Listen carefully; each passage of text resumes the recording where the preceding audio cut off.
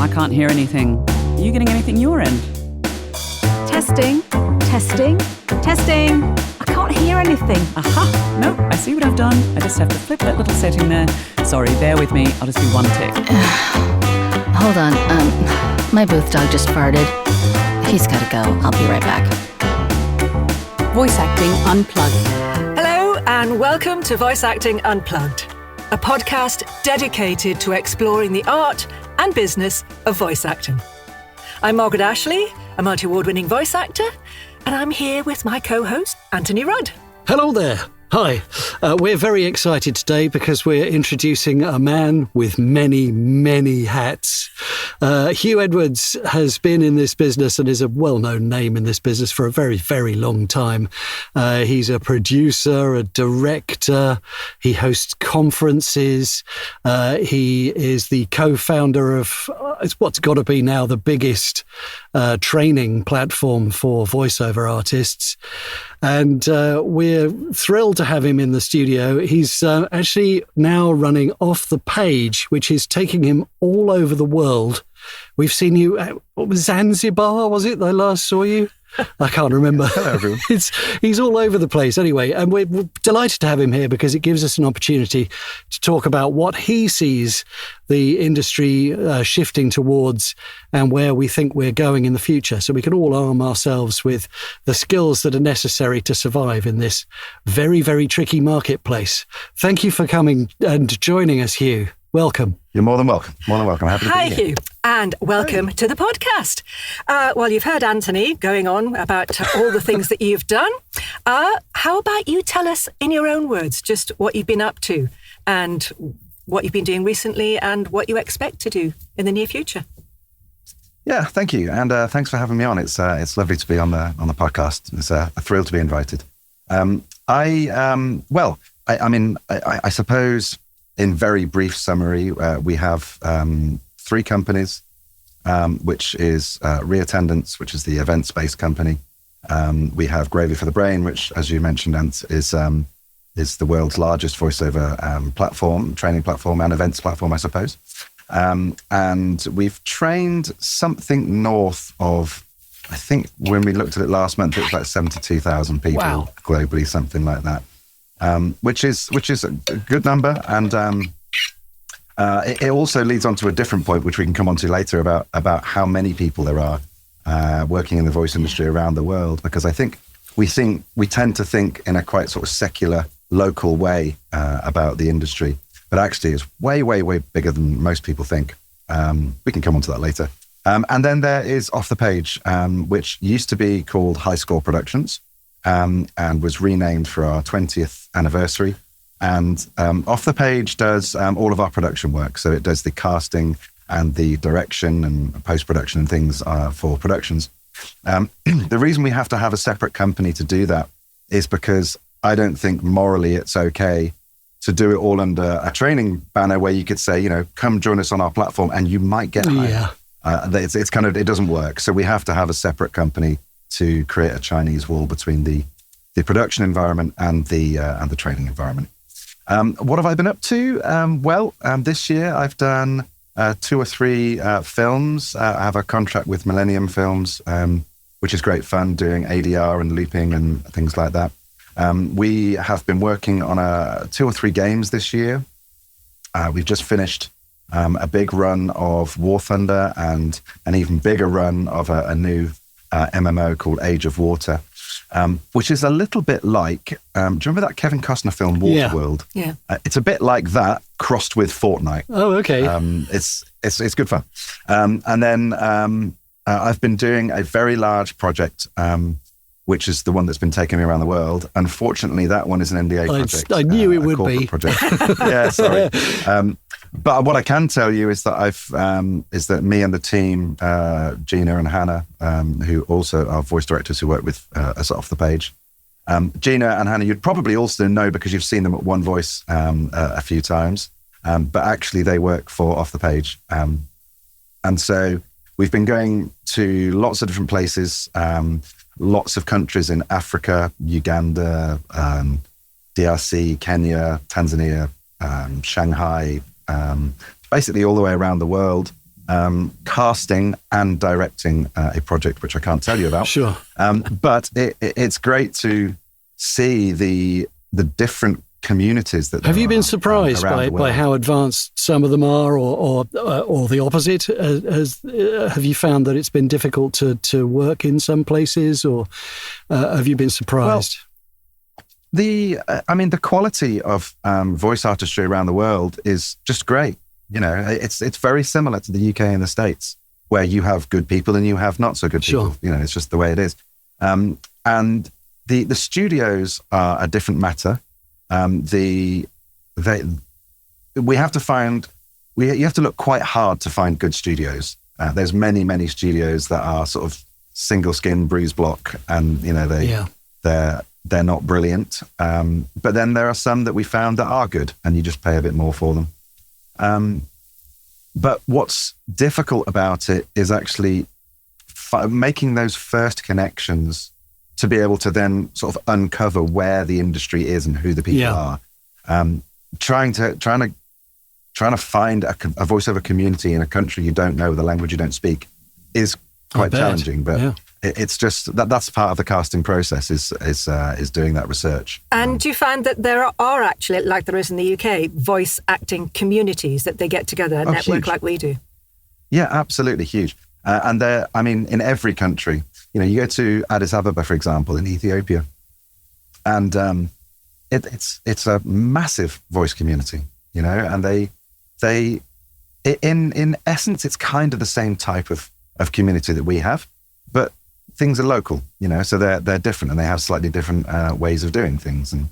And in Addis Ababa, just specifically, the best recording studio we found there was in a church school, which has this huge auditorium with a vocal booth on the side, which is predominantly for singing and for teaching and learning jazz guitar and things that.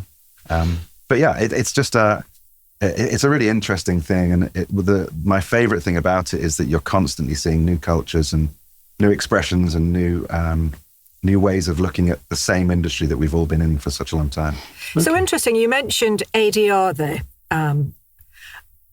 If their language is so different, how can you see that translating if we had to do it in English? If they had a film and we had to translate their language, would that be difficult for the English voice actors? Well, we see this quite a lot on Netflix. I've done Netflix series, for example, where there was one I did called Into the Night, where we were, the original was in, I think it was in Flemish or something like that. And we had to put that into English. But so ADR is quite an interesting job because there's two main bits to it. There's skill in the actual voice directing, but there's real skill in the script adaptation. And it's not just translation. You have to be able to translate it and adapt it to the lip movements as well. So you have sort of a slight creative license to be able to do that. And the script adapters, they're worth their weight in gold if you get a good one. It's not something that I personally do. I just do the actual casting and directing. But if you get a badly adapted script, you soon know about it as soon as you're in the booth, and it can waste an awful lot of time. Sure. There must be some pretty hefty challenges in spotting whether someone's a good voice actor if you don't speak the same language as them.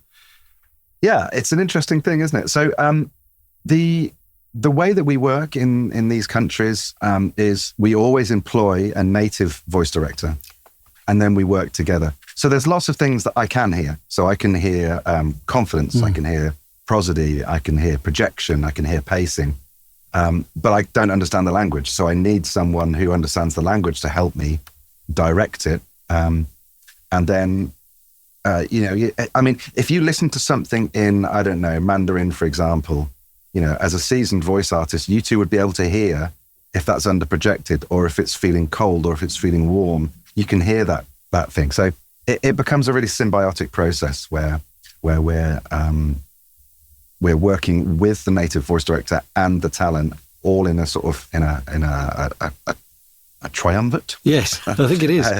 So how do you go about finding your expert, your local director? Because again, it must be very difficult to understand whether they're good or not. Yeah, exactly. I mean, we go through an interview process and they submit CVs and resumes or whatever. Okay. Typically, a good place to start is the BBC World Service because they're trained, they know, the BBC have already vetted them. And even if we can't get people from the BBC World Service, we then generally tend to get recommendations onwards. And, you know, I mean, in Africa, we've got a chap called Emeka who runs our Gravy for the Brain Africa division out of Nigeria. And so he's also a good place to start because he knows the African industry a lot more than we do. And the same for, you know, sometimes you can go, there are some big companies in the world, big localization companies like VSI or EOMO and people like that. And they have offices in pretty much every country in the world. And so approaching those kind of studios is a good starting point as well because they know about their local industry. So there's a few tricks that you can do, but it's not easy. It's a tricky job, which I suppose is why we're employed. Yeah, long may it yeah, continue. absolutely. Now, since this podcast is for everybody, not just voice actors, but people who don't know anything about voice acting, how would they go about getting into voice acting in one of those countries or even in the UK? Yeah, I mean, I can talk locally a bit easier. Yeah. The thing about being a voice artist is that it's not the same as it was in the 70s and 80s. You know, in the 70s and 80s, you had an agent, you booked work, and that's how it worked. You know, that's pretty much the gig.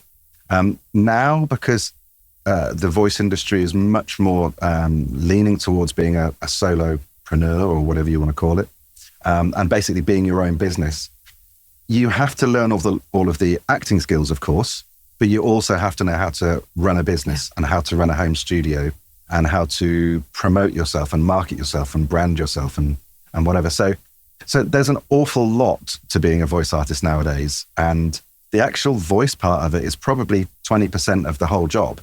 The rest of it is all the things I've just mentioned. So, I mean, obviously I would say, go and have a look at Gravy for the Brain if you're a beginner, because the idea was we've tried to build courses and webinars for every eventuality.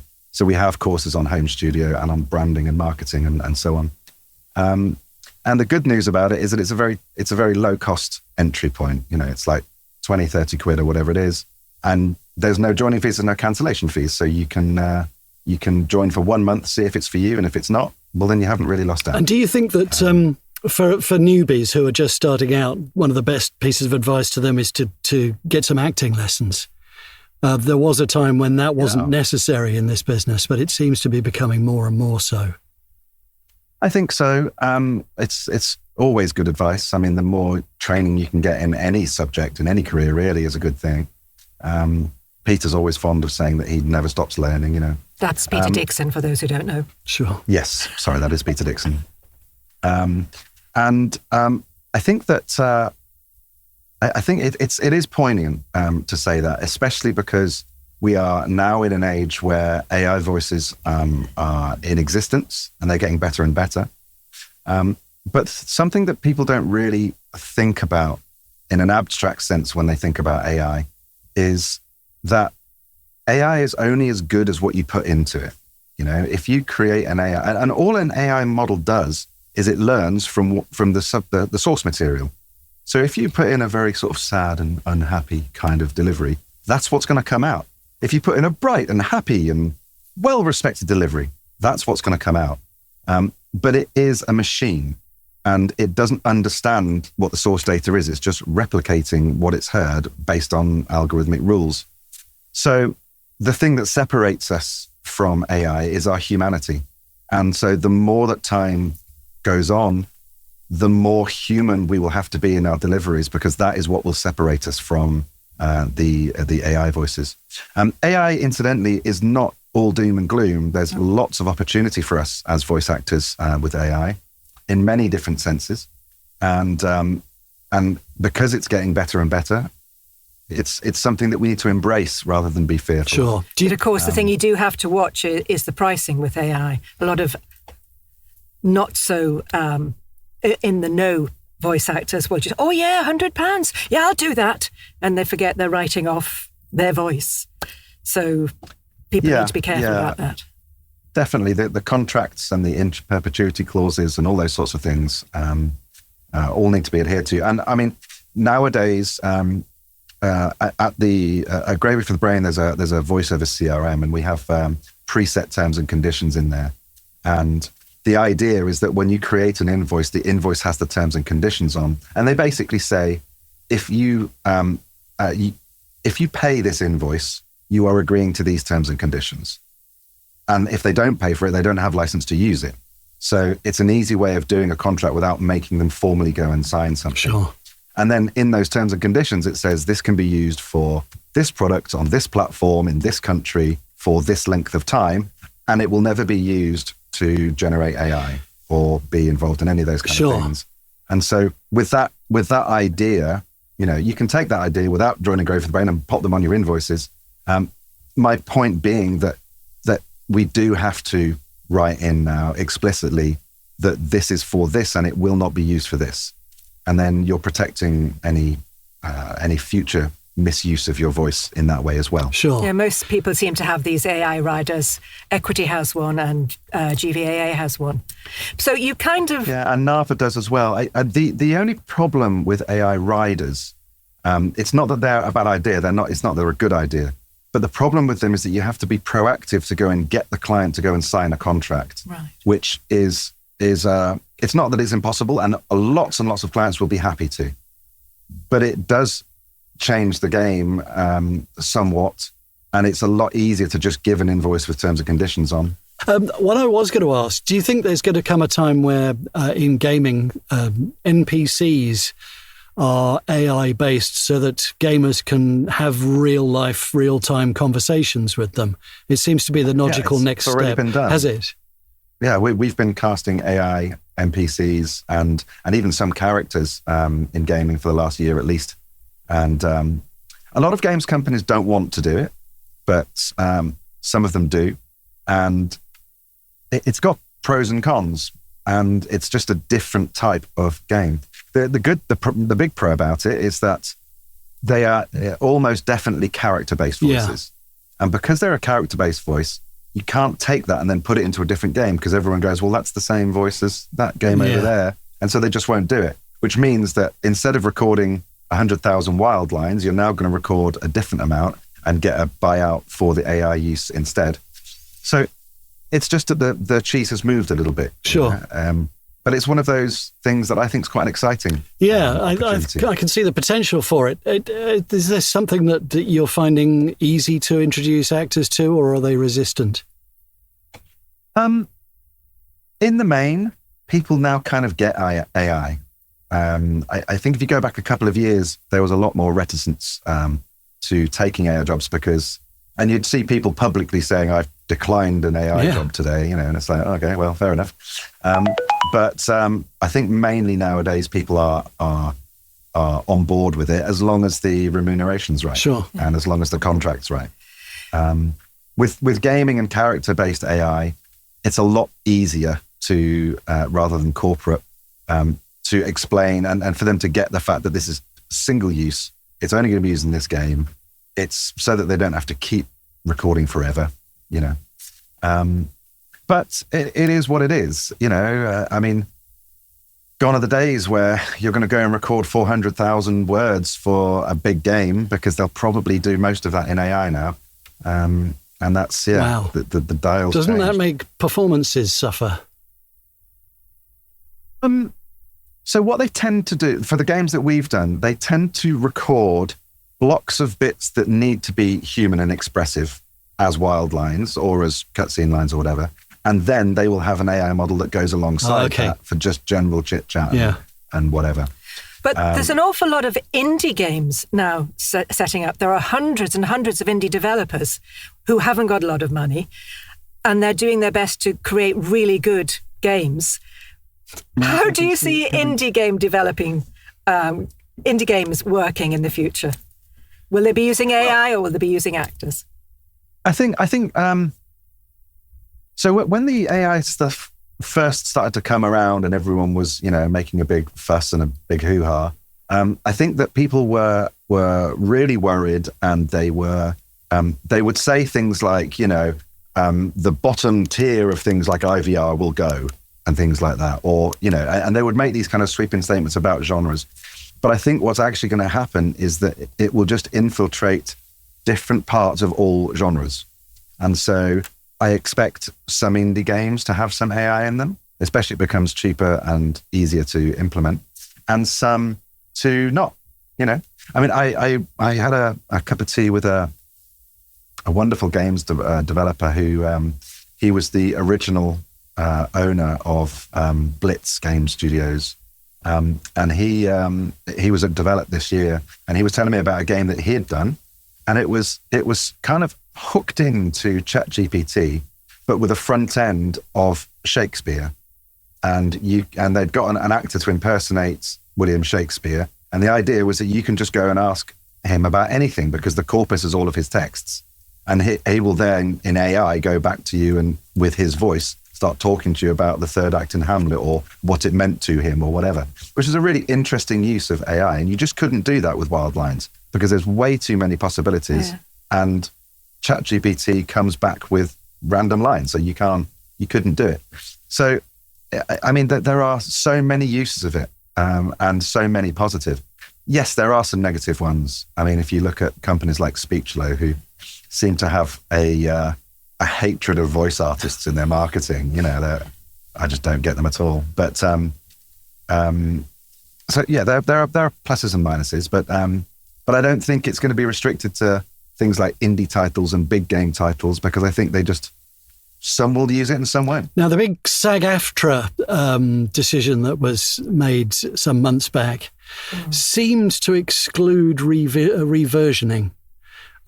Is that going to have a negative effect on voice actors in general, do you think? When you say reversioning, do you mean language reversioning? Yeah. Okay. To be honest, I'm not aware of that. I mean, I was aware of the whole SAG-AFTRA strike and what happened. I have to say they didn't get everything they wanted, even though they sold it as a win, because they've still got to go and revisit the AI clause in 2 or 3 years anyway. It's a funny one. It was like the gaming strike they had a couple of years ago, where they sold that as a huge win, and in actual fact, they didn't get the core bits they wanted. Gaming is a really interesting one, and the States is interesting as well, because you have union and non-union, and the union gate, I suppose, it tends to be the famous actors. So if you want Gary Oldman in your game, you're going to have to be a union game. But they just turned around to the union in the strike and said, that's okay, we're just going to go non-union. And so they just didn't have the metal to be able to really get what they needed in the end of it. They got some good stuff. They got the shouty lines being put down to 2 hours and always at the end of the day and that kind of stuff. But they would have agreed to that anyway. It's just common sense, isn't it, really? Of course it is, yeah. I mean, no one wants to, beat up another person and their voice. It's horrible. We had one in, we recently did, in fact, it's actually not out yet. We recently did Chinese for a game about a month ago called Enlisted. And we'd done all of the English way before. And so we got this set, and it was 4,000 lines. And we had to have the actors shout all 4,000 lines. Wow. And so it took quite a long time, because we only booked them in at 2 hour slots one day. And you count up that amount of hours, and it ends up being quite a lot of days. So, but you have to protect people. This is their livelihood. Absolutely. It is as important as a pianist's fingers. It doesn't do your game any favours either if they're croaking their way through their lines. If they're all shredded. Yeah. Apart from AI and gaming, where do you see the voiceover industry going? Where do you see it heading for? What should voice actors be looking out for? What should they be doing to protect themselves in the future? Well, I think the rules are pretty similar to the way they always have been, in that you just got to get good, I mean, I hire people because they are good, not because they're a certain person or whatever it is. I mean, if a games company or a film, well, not films, that's slightly different, but if a games company comes around and says, look, we want to hire, I don't know, Jack Black for a game, they're doing it for a marketing angle. Yeah. It's like, fine. And it then doesn't matter to me whether they can act or not. I've just got to get the best performance I can from them. But anybody else who's not a name, which is, let's be honest, almost everyone, you've just got to be brilliant. You know, it's really just that. You've got to be great, because there are an awful lot of average voice actors out there. And, you know, I hate to say it, but I'm just not going to hire them. And naming no names, but I know that some screen actors find it very difficult to work in gaming. Well, gaming specifically can be quite tiring. And also, it's a mental challenge, because you've got line after line after line, and often they're just disconnected. Yeah. You know, you'll have one line that's not connected to the next one, that's not connected to the next one. And so you have to go through this mental hurdle to be able to get the performances right, which is why it's such a symbiotic relationship between the director and the actor. Because if the director doesn't know the context, there's no way he can explain it, or she can explain it to the actor. There's just no way. But I mean, you know, that's just gaming. Radio, IVR, audio description, audio drama, podcasts, you know, corporate e-learning. They're all, as far as I can see, they're all booming. I have paid out more to voice actors in the last year than I ever have done before. I mean, I've paid over 1.2 or 3 million pounds to voice actors this year. And yet, having said that, this year, the majority of voice actors I know have all said it's been a really bad year and they've been struggling to find work. Why do you think that is? Well, something changed, something shifted during the COVID year. And that was that actors who previously were not interested in VO all started to have to work from home. And I know from our stats at Gravy for the Brain, it just rocketed up during COVID. It was unbelievable to watch the amount of people coming in and trying to train, which is great. But what's happened is, because of that, you've got lots of people who are very good actors anyway, from just the screen acting world or the theatre acting world or whatever, now have a foot in the voice acting world.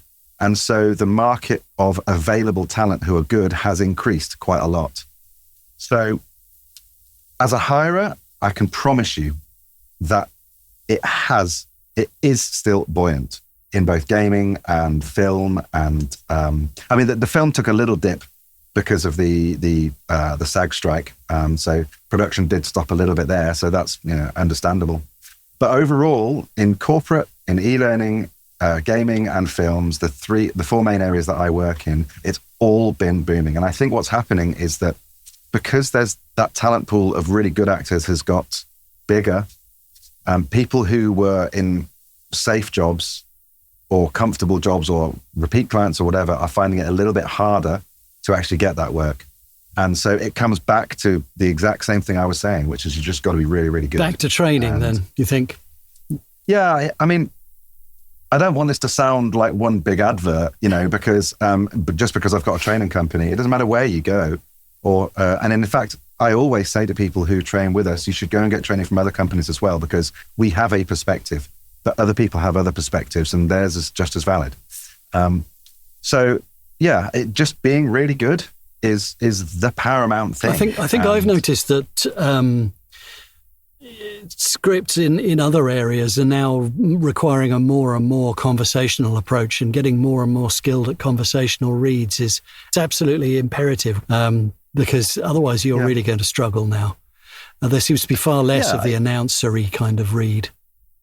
It kind of goes in ebbs and flows, doesn't it? And there are fashions to things, and you know, sometimes things are in fashion and sometimes they aren't. Yeah. The other thing that's happened is at least in the UK, is a move away from the traditional RP delivery. And people are speaking with a regional accent all the time, don't they? They do. And they also, they want realness. They want humanity. So they want people from Scunthorpe, and they want people that from wasn't Nottingham. a Scunthorpe accent, by the way. I know. I'm just saying. Welsh, sure. They want that diversity. And diversity is important, and inclusion is important. So again, I think your average Joe or Joanne is probably who used to be performing well in RP, maybe isn't as in demand anymore. So again, that's about retraining and reskilling. And also that also comes along with the requirement nowadays for authenticity.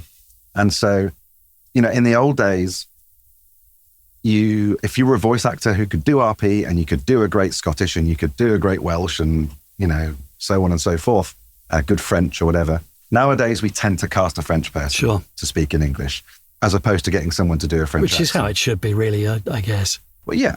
I mean, there are exceptions to that, specifically actually with gaming, when we get someone in to do a major role and then there'll be half an hour left at the end of the session. It's like, right, can you just belt out do these a three Yorkshire characters accent for me? Yeah, we've got one or two lines or whatever. That's okay. Sure. But so, things have changed and they continue to evolve. And so to anybody who is finding it hard listening to this, I would just focus on making sure that your skills are up to the right level. Get third-party perspective and ask them to be honest, and say, look, this audition I've done, is it actually any good? I had a lady, I won't name her, but she called me up about 3 weeks ago, she's a good friend of mine, and she said, how's this audition? And I was like, okay, it's all right, but you haven't got any alt reads. The second bit that you did sounds very similar to the first, so you're kind of showing that you don't have any range. And we worked on it, and she sent me a couple, and then she ended up getting the job based on a much better set of auditions. Auditioning is crucial. It is probably one of the most important skills you'll ever learn. And I heard Troy Baker, who was our keynote at One Voice conference in Dallas last year, and he was paraphrasing somebody, but he said, you've got to understand that auditioning is the job. That's Bryan Cranston, and then I think, that said that. Yeah. Who was it? Bryan Cranston? It was. Yeah. There you go. Yeah. So, auditioning is the job. And so you get used to that, and then you're going to have a much better life, as opposed to thinking it's the hoop you have That's to a great jump through. mindset to have, I think.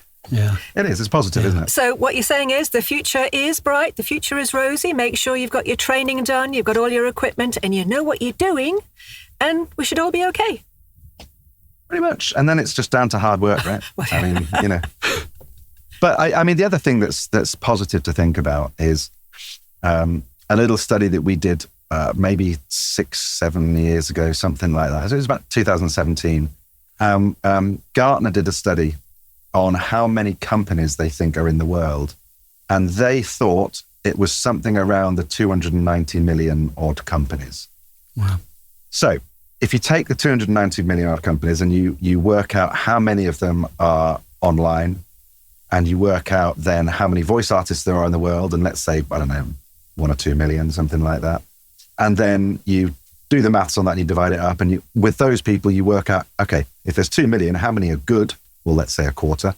So, whatever it is, 500,000, you divide it up.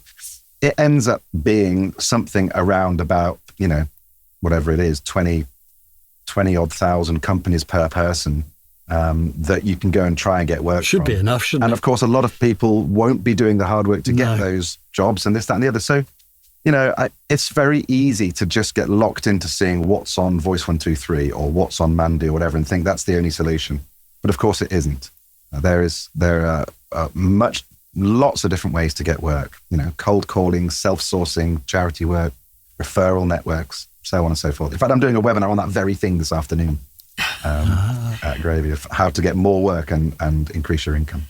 Well, we should let you get yourself prepared for that. And thank you very much for coming on and telling us and giving us all your insight. It's been a pleasure. So huge thank you for sharing your incredible journey. Massive thanks. Yeah. Thank you very much for joining us, Hugh, today. And thank you very much for listening as well. Don't forget to follow us on social media and check out our website in the show notes, and get in touch if you want a specific question to be asked, or there's something that you don't understand that you want us to find out for you, then let us know. We'll be delighted to find out with our next guests on the Voice Acting Unplugged podcast. Thank you for listening. And in the meantime, keep those vocal cords warm and explore your creativity. Bye. Thanks, Sue. Bye.